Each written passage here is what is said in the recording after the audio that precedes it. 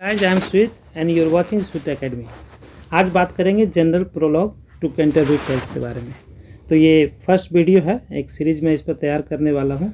आप जानते हैं कि इनके जो रचयिता थे जोफ्रे चौसर थे, जिनकी जन्म समय 1340 मानी जाती है, लेकिन कोई भी श्योर नहीं है। हाँ, 1400 में उनकी मृत्यु हुई थी, ये सुनिश्चित है। तो थोड़ा बैकग्राउंड की बात कर ले कि सेंट थॉमस बैकेट जो थे वो कैंटरबरी में कैथेड्रल था, यानी कि आप समझ सकते हैं कि बड़ा सा चर्च, उसके वो आर्की बिशप थे। आर्की बिशप मतलब आप समझिए हेड थे। और हेनरी सेकेंड जो उस समय इंग्लैंड के किंग थे, वो कैथोलिक चर्च के खिलाफ थे, और सेंट थॉमस बैकेट पक्का सपोर्टर। तो इन दोनों में काफ़ी दुश्मनी हुई। दुश्मनी इस हद तक जा पहुंची कि हेनरी सेकेंड के फॉलोअर्स ने 29 दिसंबर 1170 को सेंट थॉमस बैकेट को उन्हीं के कैथेड्रल में कत्ल कर दिया। और उसी साल से फिर हर साल अंग्रेज़ लोग जो हैं, अंग्रेज़ के इंग्लैंड के कोने कोने से कैथेड्रल विजिट करते हैं और वो तीर्थ स्थान समझते हैं। तो हर साल अप्रैल महीने में, जो कि मिड स्प्रिंग होता है, तो यही मेन बैकग्राउंड है जोफ्रे चौसर का। तो जोफ्रे चौसर भी अप्रैल में निकल पड़ते हैं और इस तीर्थ यात्रा के लिए। और टैबर्ड इन, एक टैबर्ड नाम का लॉज है, कहाँ, साउथ वर्क में, जो कि इंग्लैंड के साउथ में है। वहाँ पर वो यात्रा करने के लिए निकलते हैं और नाइट में स्टे करते हैं। तो वहाँ पर अन्य पिलग्रिम से उनका मुलाकात होता है, और इसी तरह से उनके मन में एक ताना बाना आता है कि क्यों नहीं हम इस पर एक कविता लिखें, और ये एक एपिक बन पड़ा। खैर, तो कैंटरबरी टेल्स को दो भाग में बांटा गया है, एक प्रोलॉग है, दूसरा कैंटरबरी टेल्स है। प्रोलॉग का अर्थ है कि सबसे पहले जनरल इंट्रोडक्शन दिया जाता है, कौन सा महीना है, कौन सा स्थल है और कितने लोग हैं।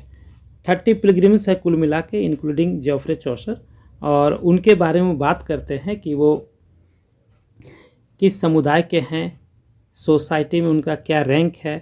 तो आप अगर प्रोलॉग पढ़ेंगे तो उसके अनुसार से आपको इंग्लैंड का 14th सेंचुरी का एक जनरल व्यू सोसाइटी का पता चल जाएगा, उनका रहन सहन, खान पान, लैंग्वेज, पहनावा ओढ़ावा, उनके विश्वास, धर्म इत्यादि इत्यादि। तो आगे बढ़ते हैं। तो इसमें एक प्राइमरी फंक्शन ये है कि सबसे पहले वो स्टार्ट करते हैं, अप्रैल का महीना है, और वो जस्ट मार्च के बाद अप्रैल आता है। तो मार्च में क्या है, सूखा पड़ा रहता है इंग्लैंड में, और आज भी ऐसा होता है।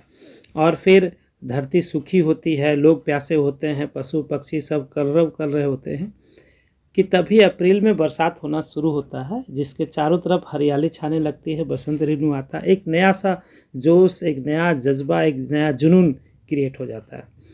तो यही जज्बा, यही जुनून, यही एक्साइटमेंट लोगों में भी आ जाता है, और वो अप्रैल महीने में निकल पड़ते हैं। कहाँ? कैंटरबरी के लिए, उस तीर्थ स्थान के लिए।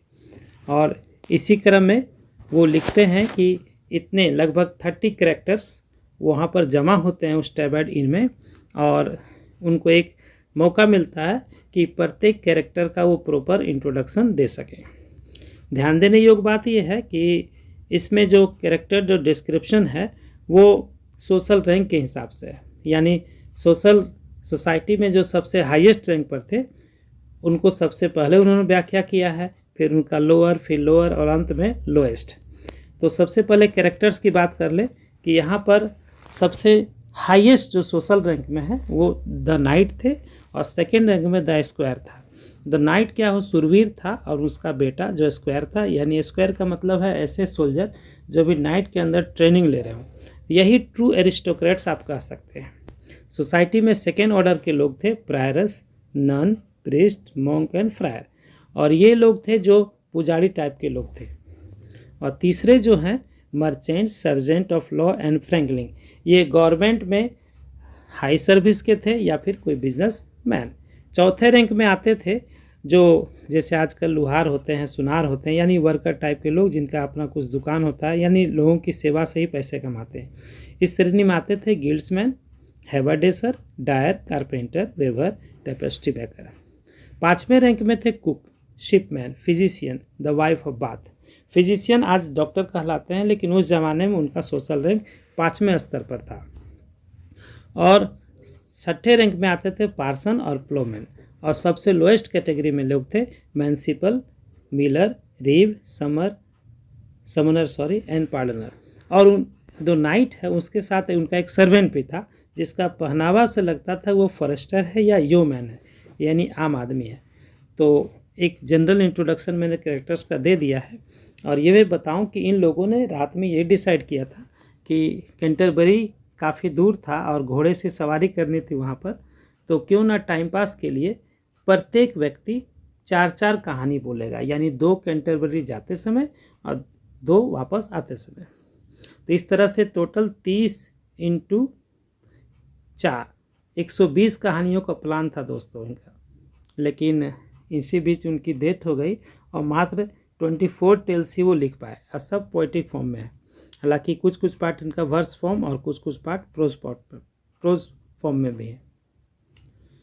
तो सबसे पहले इसमें जो आते हैं कि ये डिसीजन हुआ कि जो बेस्ट स्टोरी बोलेगा उसको प्राइज़ के रूप में सारे लोग मिलकर एक पार्टी देंगे, ट्रीट देंगे। तो चलिए स्टार्ट करते हैं जनरल प्रोलॉग। ये पार्ट 1 है और इसमें हम केवल इंट्रोडक्शन और द नाइट के बारे में बात करेंगे, उसके बाद फिर पार्ट 2 आएगा। तो स्टार्ट करते हैं दोस्तों। The prologue to the Canterbury Tales. When that April with a shower soote. जब अप्रैल में स्वीट्स रेन की बौछार होती है, the drought of March had perch to the root. और सूखा, मार्च का सूखा जड़ तक सुखा देती है। And bathed every vein in sweet liquor. अर्थात अप्रैल का जो सावर है वो हर पौधे को स्वीट लिकर, एक मीठा लिकर यहाँ पर हो गया कोई पावरफुल लिक्विड से नहा देती है। Of which virtue engendered is the flower. जिसके कारण फोर्स, वर्चू फोर्स आता है, इंजेंडर्ड करता है हर फ्लावर को, एक फोर्स प्रोड्यूस करता है हर फूलों में। व्हेन जेफायरस एक विद हिज स्वीट ब्रेथ। जेफायरस एक ग्रीक गॉड है वेस्ट विंड का। एक माने छोड़ते हैं स्वीट सांसें, यानी जब वेस्ट विंड बहना चालू कर देता है। Inspired hath in every holt and heath. और उनकी ये सांसें जो है यानी हवा जो है प्रेरित कर देता है हर एक होल्ड को, यानी हर गार्डन को, और हर हीथ को, यानी हर अनकल्टिवेटेड लैंड को। The tender crops and the young sun. Tender crops यानी कमसीन पौधे जो अभी बच्चे हैं, जन्म लिए हैं, साथ ही सूरज भी यंग नया नया रहता है। Hath in the RAM his half course ये run.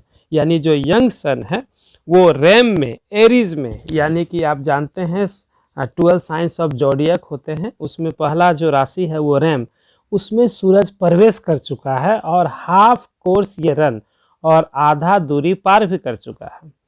And small fowls make melody. और छोटे चिड़ियाँ, फाउल्स यानी चिड़ियाँ, मेलोडी आवाज़ निकालते हैं। That sleep all the night with open eye. ऐसी चिड़ियाएँ जो स्लिपन सोए थे सारी रात, ओपन आई खुली आँखों से। सो प्रिक्ड हेम। यहाँ पर देम को हमेशा एम लिख रहे हैं चौसर। प्रिक यानी जगाना, प्रोड करना, तो वो प्रोड करती है उन्हें, यानी चिड़िया के बच्चे को। नेचर इन हर करेज। उनके करेज, उनके हिम्मत देती हैं जागने का। देन तो ये जो शुरुआती जो दौर है ये पहले नेचुरल डिस्क्रिप्शन दिए हैं और अब ये स्पिरिचुअल डिस्क्रिप्शन होगा, यानी लोगों के बारे में चौसर क्या कहते हैं। Then longen folk to goon on pilgrimage. तब लॉन्गेन फॉक यानी इच्छा करने वाले, फॉक यानी लोग, गो ऑन जाना चाहते हैं, पिलग्रिमेज तीर्थ स्थान को। And palmers, palmer means pilgrims यानी तीर्थयात्री, for to seeken strange strondes, यानी जो पामर्स होते हैं, पिलग्रिम्स होते हैं, वो स्ट्रेंज यानी अननोन, एस्ट्रॉन्स यानी ऐसे जगह जैसे समुद्र का सोर्स होता है वैसे जगह वो जाना चाहते हैं। टू फर हाफ्स, दूर दराज के, फर मीन्स दूर दराज के यानी फार हाफ्स क्षेत्रों में। काउथ इन सॉन्ड्री लैंड्स, और वे वेरियस लैंड्स में घूमना चाहते हैं। And specially from every shires end, shire यानी कंट्री, और खास करके कंट्री यानी कि देहात, जैसे आपने सुना होगा लंका शायर, तो शायर का मतलब वो क्षेत्र, पर्टिकुलर एरिया, जैसे इंडिया में डी होता है, या फिर गोविंदपुर, पुर जो लगा होता है, यानी पूरी एरिया। तो खास करके प्रत्येक क्षेत्र के एंड, कोने कोने से, किसका, ऑफ इंग्लैंड यानी इंग्लैंड के कोनों कोनों से लोग टू काउंटरबरी दे वेंट, काउंटरबरियंस कैंटरबरी वे जाना चाहते हैं। The holy blissful martyr for to seek, और वहाँ कहाँ जाना चाहते हैं, जहाँ पर मार्टर, मार्टर वही यानी थॉमस बैकेट का सीक, ब्लिस खोजते हैं, चाहते हैं उनके ब्लिस को, आशीर्वाद को। देन हैम हैड हॉलपेन, कौन सा मार्टर, जिसने की हैथ मदद की थी, हॉलपेन व्हेन दे वेर सिक, जब वे बीमार पड़ते हैं, तो यही यानी ये जब उनके साथ परेशानियां होती थी तो ये मार्टर ने यानी थॉमस बैकेट ने उनकी मदद की थी। बिफल दैट, ऐसा हुआ कि in that season on a day, उस ऋतु में एक दिन, in Southwark at the Tabard as I lay, south work एक जगह का नाम है, टेबट यानी इन सराय, जहां पर एज आई ले, जहां पर मैं पड़ा हुआ था, चौसर बोल रहे मैं पड़ा हुआ था, रेडी टू वेंडन, जाने को तैयार था, ऑन माई पिलग्रिमेज, अपने तीर्थ स्थान को यानी कैंटरबरी को, to Canterbury with full devout courage, यानी पूरे डिवाउट समर्पण के साथ मैं कैंटरबरी जाने के लिए पड़ा हुआ था। एट नाइट वाज कम, रात में आए, इनटू दैट हॉस्टलरी, यानी इस होटल में यानी इन में, रात में आए, well 9 and 20 in A campaign, यानी कंपनी एक संगत में 9 + 20 अर्थात 29 लोग आए। Of sundry folk, sundry means various, folk means people, अलग अलग लोगों के, बाय एवेंचर ये फेल, वैसा घटना हुआ कि, इन फेलोशिप साथी में, संगत में, and pilgrims were they all, यानी वे सारे लोग तीर्थ यात्री थे। That toward Canterbury wolden ride, wolden means would, ride means सवारी करेंगे, वे सारे लोग 29 लोग काउंटरबरी जाने के लिए सवारी करेंगे।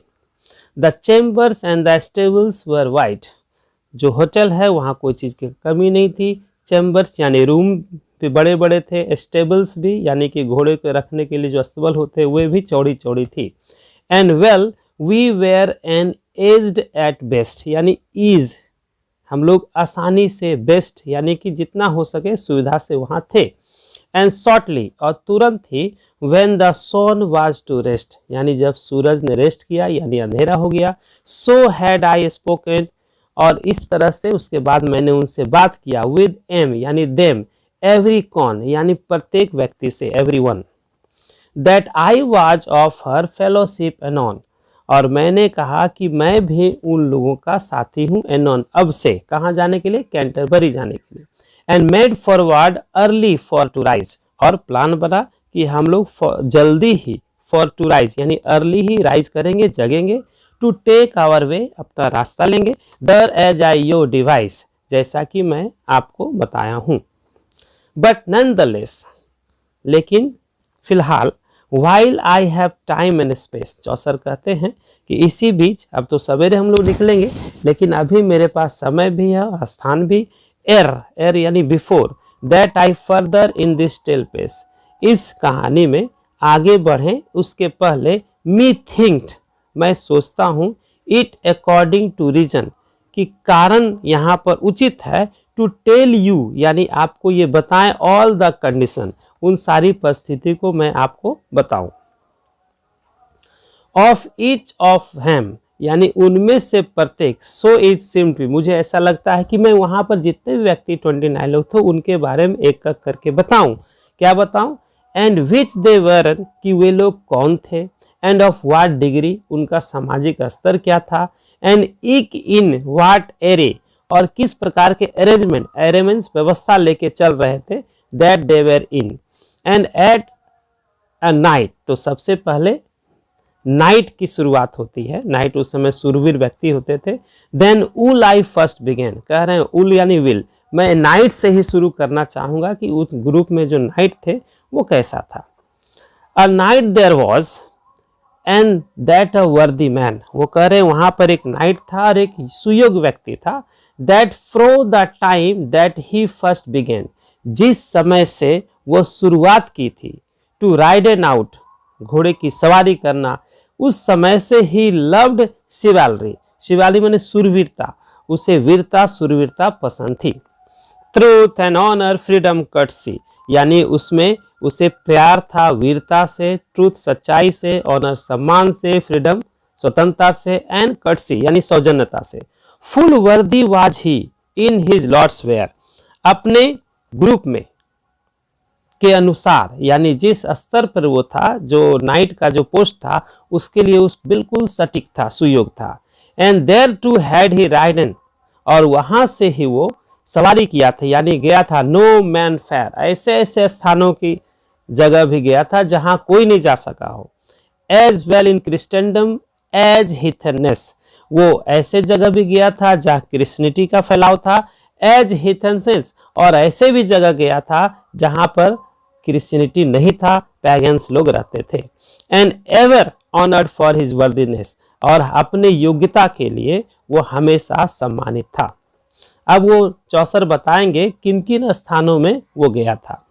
एट एल्सिडोंड्रिया ही वॉज, यानी कि एलेक्जेंड्रिया में भी वो गया था।